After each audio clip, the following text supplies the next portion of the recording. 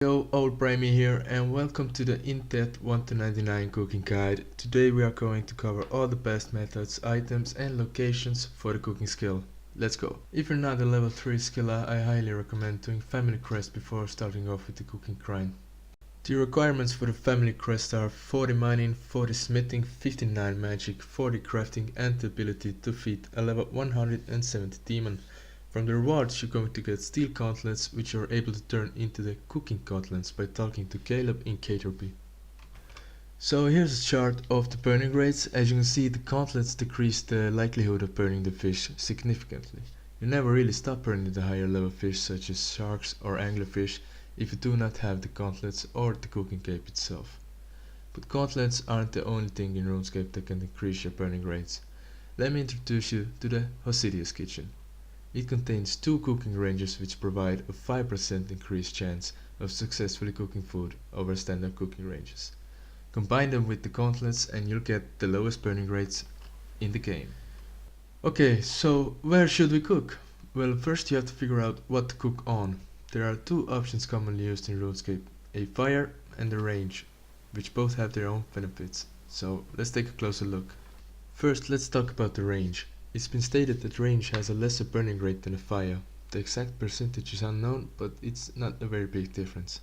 There are two ranges that differ from the other standard ones. A Cook-o-matic 100, aka Lumbridge Castle range, and the Hosidius Kitchen range.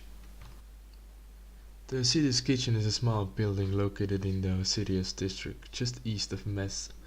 The cooking ranges provide a 5% increased chance of successfully cooking food and is increased to 10% with completion of the lead current and Kibo's diary. In order to use the ranges, you must have 100% Hosidius favor.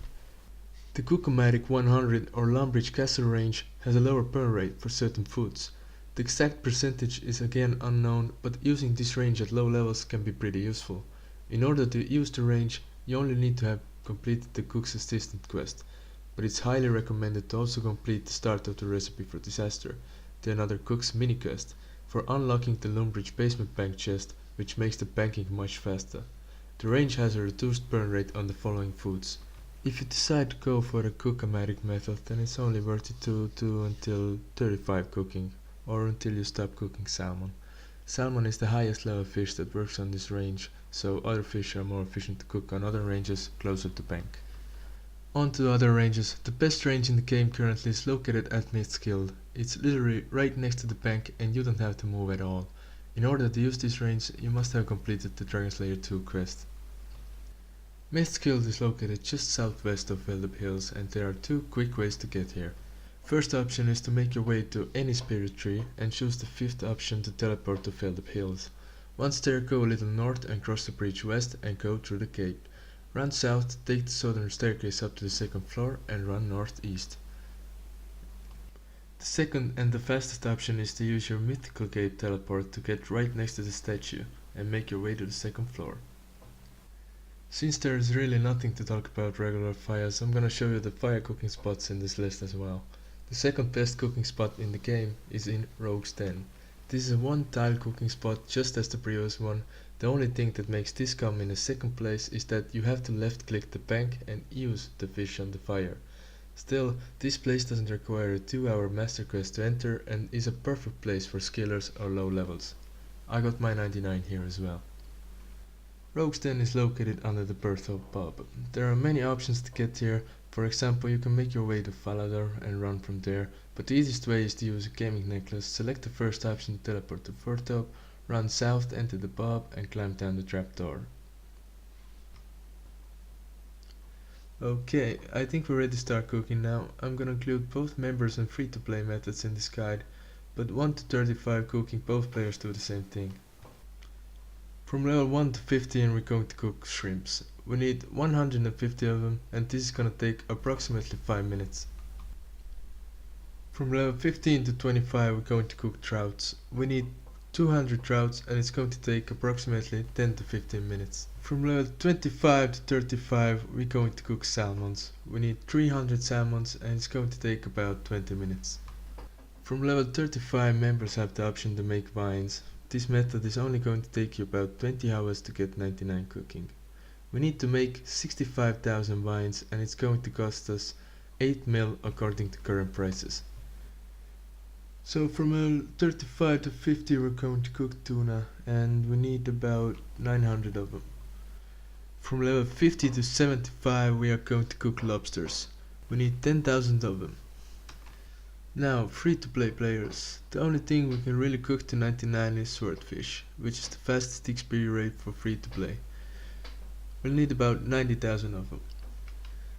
So for the pay-to-play players there are a few different paths you can take. Let's start with the cheaper / profitable one. This method requires the cooking gauntlets and the usage of Hosidian range. From 75 to 82 we're going to cook swordfish. The profit may vary a little as you can still burn them at level 75. From 82 to 89 we're going to cook monkfish. From 89 we're going to start cooking sharks. It's your personal preference if you'd like to go for 99 or switch to anglerfish from 93. The profit is basically the same as of the current prices. I'm going to link a cooking calculator down in my description because the fish prices change very often. Be sure to check out the prices before doing any of these methods. Onto the fast method. From 75 to 80 we're going to cook swordfish. We need about 5800 of them and it's going to take approximately 5 hours. From 80 to 90 we are going to cook sharks. We will burn about 12% if cooking on fire and about 10% if on range. If you'd use Hosidius Kitchen and cooking gauntlets though, you'd only burn less than 1%. Welcome to the end game, guys. You made it this far, last levels to go. From here you have the freedom to choose whatever you want. All these methods are decently good and even profitable. Chunks of vines are the only method here that will drain your cash tag. Anglerfish are almost always going to make you profit, and so are Karambwans and sharks. I hope you guys learned something new from this video and thank you so very much for watching. Wishing you all the best of luck on your cooking grind. Go get that skill cape. See ya.